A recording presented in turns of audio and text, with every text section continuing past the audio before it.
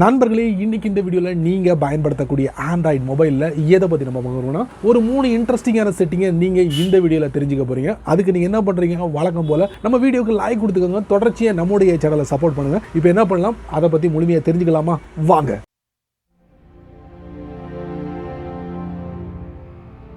வீடியோவில் முதல்ல நம்ம பார்க்க போகிற ஒரு இன்ட்ரெஸ்டிங்கான செட்டிங் என்ன அப்படின்னு பார்த்தீங்கன்னா, உங்கள் ஃபோனில் நிறைய ஆப்ஸ் குவிஞ்சிருக்குன்னு வச்சுக்கோங்களேன். அதில் ஒரு சில ஆப்ஸ் வந்து அதிகமாக பயன்படுத்துகிறீங்க.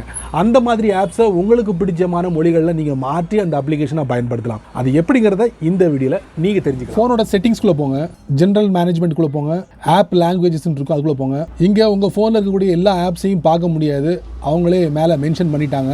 Only apps that support language selection R shown here அப்படின்னு இருக்காங்க. மேக்ஸிமம் பார்த்தீங்கன்னா உங்களுக்கு இதில் டிஸ்பிளேயாக இருக்குது. ஸோ இதில் ஏதாவது நீங்கள் அதிகம் பயன்படுத்தக்கூடிய நபராக இருந்தீங்கன்னா உங்கள் மொழிக்கு உங்களுக்கு பிடிச்சமான மொழிகளில் நீங்கள் மாற்றிக்கலாம்.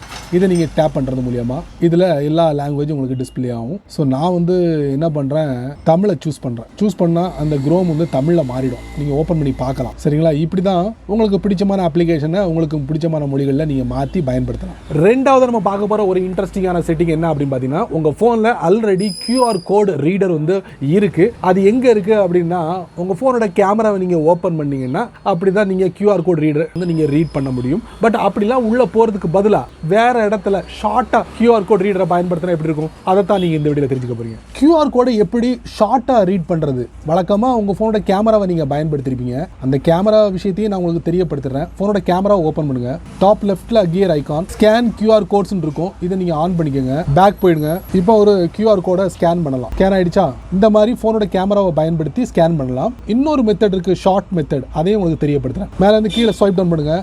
குயிக் பேனலில் இருக்கும், குயிக் செட்டிங் பேனலில் இருக்கும். மறுபடியும் ஸ்வைப் டவுன் பண்ணுங்கள். இதுக்குள்ள ஷார்ட்டாக QR கோடை ரீட் பண்ணக்கூடிய ஒரு ஃபெசிலிட்டி இருக்குது. இந்த இருக்குது பார்த்தீங்களா?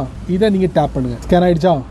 எப்படி நீங்கள் ஷார்ட்டாக QR கோடை ஸ்கேன் பண்ணிக்கோங்க. ஃபைனலி மூணாவது செட்டிங் என்ன அப்படின்னு பார்த்தீங்கன்னா, உங்கள் ஃபோனோட லாக் ஸ்க்ரீனில் கிளாக் இருக்குல்ல, அது உங்களுக்கு பிடிக்கலைன்னா உங்களுக்கு பிடிச்ச மாதிரி நீங்கள் மாற்றிக்கலாம். அது கூட நான் வசதி வாய்ப்புகளை உங்கள் ஆண்ட்ராய்டு ஃபோன் கொடுக்குறாங்க. அது எங்கே போயிட்டு மாற்றணும் அப்படிங்கிறத இந்த வீடியோவில் நீங்கள் தெரிஞ்சுக்கலாம். ஃபைனலி ஒரு இன்ட்ரெஸ்டிங்கான செட்டிங். இது ஒரு சிம்பிளான செட்டிங் தான், எல்லாருக்கும் தெரிஞ்ச ஒரு செட்டிங் தான். பட் அதுலேயும் நிறைய சேஞ்சஸ்லாம் கொண்டு வந்திருக்காங்க. ஆண்ட்ராய்டு 13ல் உங்கள் ஃபோனை வந்து லாக் பண்ணுங்க, மறுபடியும் டச் பண்ணி ஓப்பன் பண்ணுங்க. ஆனால் உங்கள் ஃபோன் லாக்கில் இருக்கும். ஸோ இந்த லாக் ஸ்க்ரீனில் கிளாக் இருக்குது பார்த்தீங்களா, அது உங்களுக்கு பிடிக்கலைன்னா நீங்கள் சேஞ்ச் பண்ணலாம். எப்படின்னு கேட்குறீங்களா? செட்டிங்ஸ்குள்ளே போங்க, லாக் ஸ்க்ரீன்குள்ளே போங்க, ஆல்வேஸ் ஆன் டிஸ்பிளே இருக்கும், அதை நீங்கள் ஒரு தட்டுங்க. அப்புறம் கிளாக் ஸ்டைல், அப்புறம் விதவிதமான கிளாக் இருக்குது பாருங்கள்.